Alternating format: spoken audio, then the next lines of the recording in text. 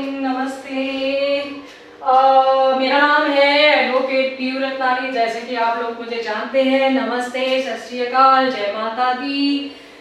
अब मैं स्टार्ट करूं या ना करूं, मुझे ऐसे लग रहा था कि सीपीसी का मैंने ऑर्डर 1 तो सिखा दिया, लेकिन मज़ा नहीं आया है ना। तो चलो, मैंने सोचा कि आप लोगों को थोड़ा सा बेस लाइन पे काम करके बताती हूँ।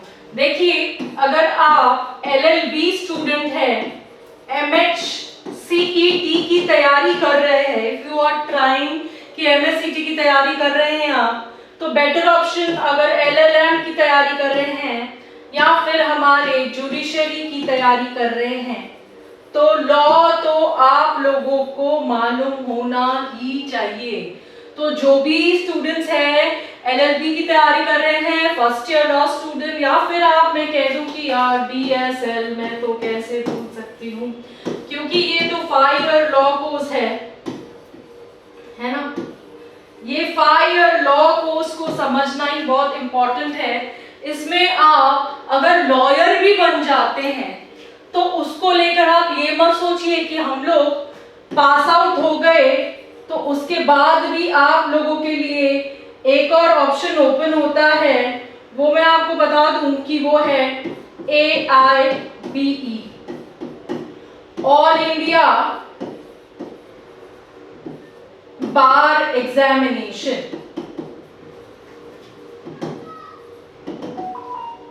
ठीक है, ऑल इंडिया बार एग्जामिनेशन के जो एग्जाम्स होते हैं उसको लेकर ही आपको समझना पड़ेगा कि ये सारा जो मैंने आपको सामने रख दिया, इट इज फुल्ली कोर्स जो मैं आप लोगों को यहाँ पे डिस्कस कर रही हूँ। महाराष्ट्र वालों को एंट्रेंस एग्जाम देना है, तो उसको लेकर मैं आपको बता दूं कि MHCET का कोर्स होता है। आपका सिलेबस क्या है, कितने मार्क्स का पेपर आने वाला है, क्या डेट अनाउंस हो चुकी है? यस, अनाउंस हो चुकी है, ऑलरेडी अनाउंस्ड है। तो आप लोगों को अगर MSCT की तैयारी करनी है तो 1 ईयर तो आप लोगों के पास टाइम होना चाहिए, क्योंकि आप लोगों के उसमें जो सिलेबस है और जो आपका पेपर पैटर्न है और 120 आवर्स को लेकर है। फिर दूसरी बात, अगर आप क्लैट की प्रिपरेशन कर रहे हैं, अगर आप क्लैट में क्या होता है ना, इसमें पैसेजेस होते हैं, है ना, जो हम लोगों ने, अगर आप 11-12 के स्टूडेंट रहे हैं तो डेफिनेटली उसमें क्या रहता था, एक पैसेज आता था, उसमें से हम लिखना पड़ता था। तो ये पैसेजेस जो होंगे वो आपके केसेस होंगे जो रिलेट करेंगे करंट अफेयर्स से। किससे अफेयर से? हाँ, करंट अफेयर्स से। तो ये current affairs very very very very important है और इसको समझना आपको पड़ेगा ही पड़ेगा, क्योंकि अगर आपको ये नहीं पता, supreme court, high court, suo motu, public interest, क्या पब्लिक इंटरेस्ट को लेकर कोर्ट सोमोटो चीजों को ले सकती है क्या, सोमोटो होता क्या है, what do you mean by suo motu, public, ये सब इसमें आता है। ठीक है, MSCT में, क्लैट में। फिर मैंने आपको ये दोनों पिक्चर को क्लियर कर दिया। अगर आपको ज्वाइन करना है तो मेरे क्लासेस को ज्वाइन कर लीजिए और देखिए कि आप लोगों का बेसलाइन क्लियर होता है नहीं। उसके बाद हम आते हैं हमारे BSL स्टूडेंट्स के तरफ, जो कि LLB, LLM मास्टर्स। ओके, उसके बाद आप PhD करना चाहते हैं तो मेरी सजेशन क्रिमिनोलॉजी के तरफ ज्यादा होती है। ठीक है, ये बहुत इंपॉर्टेंट है जो मैं पॉइंटर्स पे बात कर रही हूँ, क्योंकि हमें पता ही नहीं है हम लोगों को स्टार्ट कैसे करना है, ये कैसे करना है, तो फायदा ही क्या होगा। फिर क्रिमिनोलॉजी के बाद में मैं आपको PhD में और भी सब्जेक्ट्स आते हैं, ऐसा नहीं, आप सिविल में भी कर सकते हो। मैंने तो मास्टरी ऑलरेडी कर रखी है CPC के अंदर, तो आइए मेरे क्लासेस को ज्वाइन कीजिए। देखिए CPC के अंदर जो बारीकियां, जो मास्टर ब्लास्टर्स बैठे हुए हैं सचिन तेंदुलकर के जैसे, supreme court lawyers, high court lawyers, कौन सी गलतियों के ऊपर हमें बाहर का रास्ता दिखा दिया जाता है, वो सारे पॉइंटर्स को मैं आपको क्लियर करूंगी। पीएचडी तो मैंने आपको चलो बता ही दिया। एलएलबी आपको पता है, आपको अगर as a 3 years law course होता है, ठीक है, जो कि बीकॉम, बीबीए और सो ऑन के बाद किया जाता है। बीएसएल इज अ 5 ईयर जिसको लेकर आपको एमएचसीईटी लॉ के एंट्रेंस को क्लियर करना पड़ता है। इसमें एक तो मैथ्स भी होती है ना। अगर आप बीकॉम स्टूडेंट हो तो एलएलबी आपके लिए मतलब देखो इसमें कैसे होता है, आपने पीएचडी कर दी, लॉ का एंट्रेंस एग्जाम दे दिया, तो उसके बाद ये एक बात है कि सारा एलएलबी सेम ही होता है। इसके बाद आप चूज कर सकते हैं कि आपको टैक्सेशन करना है या फिर आप लोगों को प्रैक्टिस में उतरना है हमारे जैसे, हाँ, या फिर आपको जुडिशरी की तरफ बढ़ना है, हाँ ना, जज बनना है, या फिर इसमें भी एज क्राइटेरिया होती है ना, बिल्कुल एज क्राइटेरिया होती है।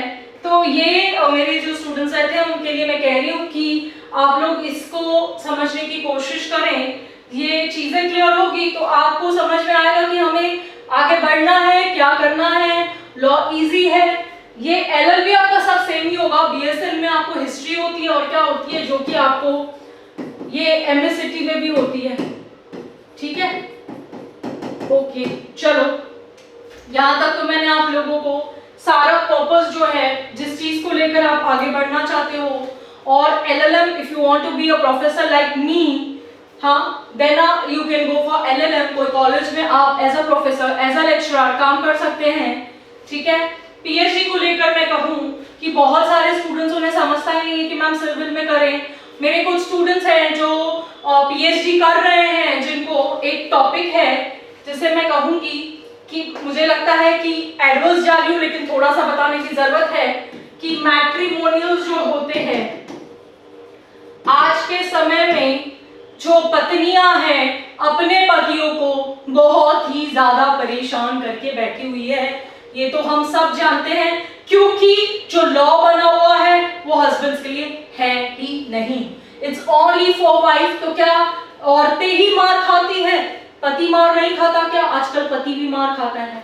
तो ये लिव इन रिलेशनशिप है ना, एक्स्ट्रा मैरिटल अफेयर, जिनको लेकर आप मैट्रिमोनियल के अंदर पीएचडी कर सकते हो, जिसके लेकर आपको 1000 लोगों से मिलना होगा और चीजों को समझना होगा। चलिए, मैंने आप लोगों को बता तो दिया कि ये सारी चीजें आप लोगों को, कि बीएसएल क्या है, एलएलबी क्या है, एलएलएम क्या है, पीएचडी क्या है, जुडिशरी क्या है, सारा का सारा मैंने लॉ आपको सामने ओपन करके रख दिया। अब जब आप यहाँ पर अगर टैक्सेशन को लेके आते हो, तो टैक्सेशन में आप लोगों को कहीं ना किसी टैक्स कंसल्टेंट के साथ में एक प्रैक्टिस करनी होगी, और उसके बाद इंटर्नशिप होती है, उनके पास आप सीखते हैं। जैसे मैं आपको बता दूं कि जो सीए कर रहे हैं, चार्टर्ड अकाउंटेंट, उन लोगों का भी जो सब्जेक्ट है वो लॉ पे है। तो लॉ देखो कहां से कहां है। एक डॉक्टर है तो भी उसे लॉ की जानकारी रखनी पड़ती है, एक इंजीनियर है, एक बिजनेसमैन है, सभी को लॉ की जानकारी रखनी पड़ती है। तो मैंने सोचा व्हाई नॉट आप लोगों को एक डेमो देके दिखाऊं कि आप लॉ के अंदर कहां पे हो, क्या करना चाहते हो। चलिए मैं आपको बता दूं कि अगर आप प्रैक्टिस करना चाहते हो, तो आप अगर प्रैक्टिस करने के बाद में आप क्या करेंगे? सिर्फ प्रैक्टिस करेंगे नहीं, आफ्टर 7 इयर्स अगर आप चाहें तो आप एक गवर्नमेंट लीडर बन सकते हैं, ठीक है, लीडर बन सकते हैं। ओके, अगर आपकी 10 साल की प्रैक्टिस है तो आप नोटरी पब्लिक बन सकते हैं। मुझे नहीं लगता कि ऑन यूट्यूब किसी ने भी आप लोगों को इस तरीके से या इसके बारे में इतनी जानकारी दी होगी। अगर दी होगी तो बहुत अच्छी बात है। मैं जो दे रही हूं उसको आप प्लीज लें, क्योंकि आप लोगों के लिए बहुत बहुत बहुत बहुत इंपॉर्टेंट है। स्माइलिंग फेस रखिए, हंसते चलिए, दुनिया में कुछ नहीं है। पढ़ोगे, बढ़ोगे, प्रोफेशनल होगा तो आपकी इज्जत होगी, वरना तो दुनिया में किसी की इज्जत नहीं है सिवाय उन लोगों की जो कहीं ना कहीं एक ग्रेड पे है। तो ब्रिंग योरसेल्फ, अपने आप को एक ग्रेड पे लेके आइए, एक कैटेगरी के लेके आइए। बहुत हस्बैंड्स हैं जो परेशान हैं, उनको नहीं पता क्या क्या पढ़ना चाहिए, क्या क्या पढ़ना नहीं चाहिए। तो चलिए, मुझे लगता है कि आज का जो लेक्चर है मैंने आपको जुडिशरी, अच्छा मैं प्रैक्टिस पे आपको बताती हूँ कि आप प्रैक्टिस जो कर सकते हैं वो सिविल में भी कर सकते हैं, आप क्रिमिनल में भी कर सकते हैं, रेवेन्यू में भी कर सकते हैं, फिर आप ऐसी प्रैक्टिस कर सकते हैं जो हाई कोर्ट और सुप्रीम कोर्ट में भी होती है। लेकिन हाई कोर्ट और सुप्रीम कोर्ट से प्रैक्टिस करने से पहले go to a trial court, जिसे हम जुडिशियल मैजिस्ट्रेट फर्स्ट क्लास, जिसकी आप तैयारी कर रहे होंगे, जुडिशियल मैजिस्ट्रेट फर्स्ट क्लास, सपना है पर अपना है ना आप लोगों के लिए। जुडिशियल मैजिस्ट्रेट फर्स्ट क्लास, ये चीज बहुत बहुत इंपॉर्टेंट है। इसको लेकर आप इनके सामने प्रैक्टिस करिए। उसके बाद हमारे सेशन कोर्ट है, जो कि दोनों, मैं सिविल और क्रिमिनल दोनों बोल रही हूँ, उनके सामने प्रैक्टिस करेंगे।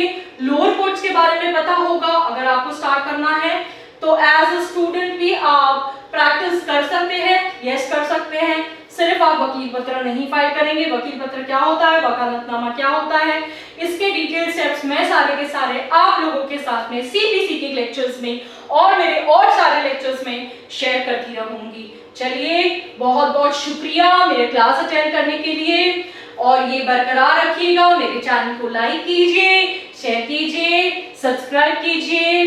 खुदा हाफिज, थैंक यू। जय राम जी की। सभी को मेरा नमस्कार।